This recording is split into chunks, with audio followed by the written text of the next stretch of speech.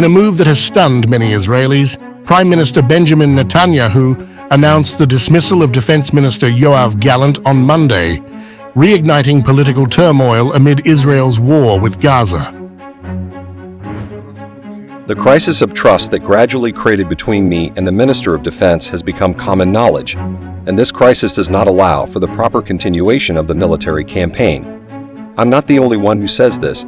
Most of the members of the government and most of the members of the cabinet, almost all of them share this feeling that it is impossible to continue like this. In light of this, I decided today to terminate the term of office of the Minister of Defense. In his place, I decided to appoint Minister Israel Katz to the position.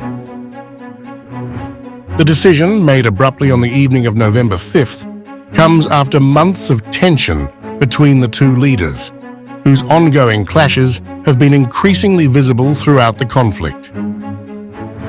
Over the past few months, this trust has cracked between me and the Minister of Defense. Significant gaps were discovered between me and Gallant in the management of the military campaign, and these gaps were accompanied by statements and actions that contradict the decisions of the government and the decisions of the cabinet. Gallant, a respected military figure and widely seen as a steadying influence, had been vocal about Israel's pressing need for increased manpower to confront threats in Gaza and elsewhere. Earlier that same day, he had called on Israelis from all backgrounds, including ultra-Orthodox Jewish men, to step forward for the national defense effort.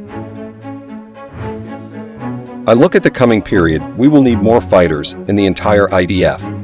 We have about 900 killed and thousands wounded who do not return to fight. I am sure you have some among you and your colleagues who were wounded and returned to fight. I am talking about those who cannot return to battle. We need to improve the service.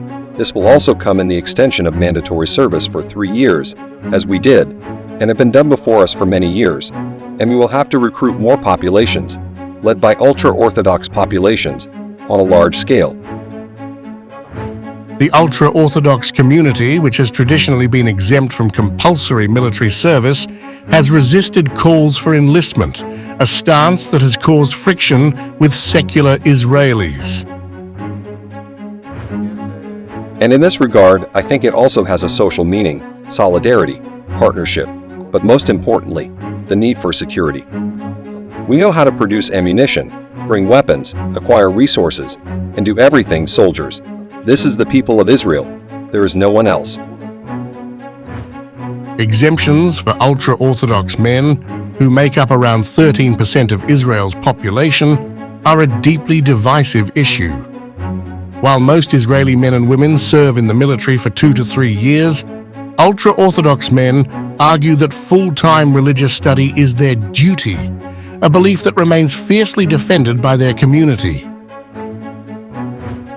Amid the Gaza war, as Israel mobilized tens of thousands of reservists, the disparity in military obligations has fueled further frustration among secular citizens.